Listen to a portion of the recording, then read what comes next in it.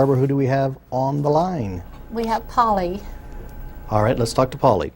Polly, this is Roger Reed Miller of Lori on the Line. How can I help you?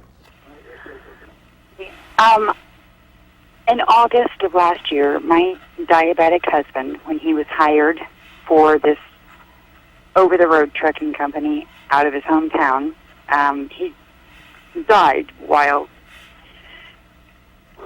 he was at work, and is what the coroner's report says. I was wondering if you could please explain to me what dual jurisdictional means. I do have a case in both states open, here in Kansas where we resided, and then in Arkansas where he died.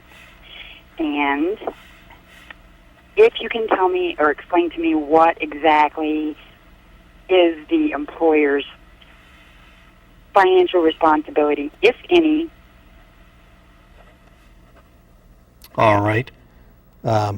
Well, Polly, dual jurisdictional just means that more than two workers' compensation systems have jurisdiction over the claim, and most likely in a case like this, Kansas has the jurisdiction of the claim because he was hired in Kansas, and the courts of Arkansas, or workers' compensation system in Arkansas, has jurisdiction because that's where the accident occurred.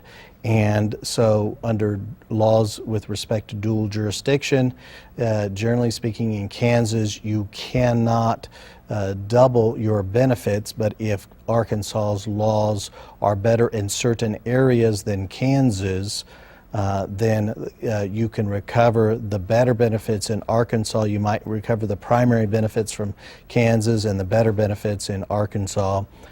Your attorney should be able to explain that to you.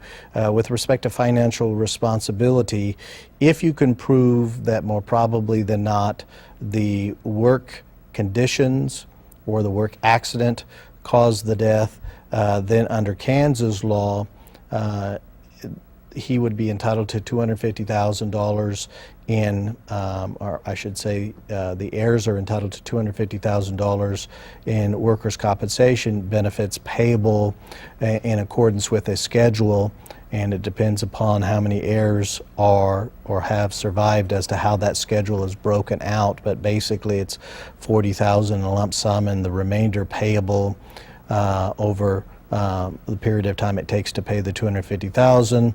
And if it's for dependents that are minors, it's limited by their dependency. That is, once they reach a certain age and they're no longer in school, then benefits will stop. And if it's for a wife, it's as long as she's no longer remarried and so forth. So those are the basic financial responsibilities of the employer in a death claim in Kansas. In Arkansas, it could be totally different.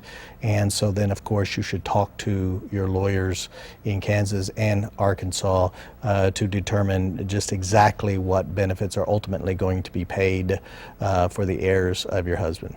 Thank you, Polly, for the phone call. It's a very sad situation. I wish you the best of luck on that.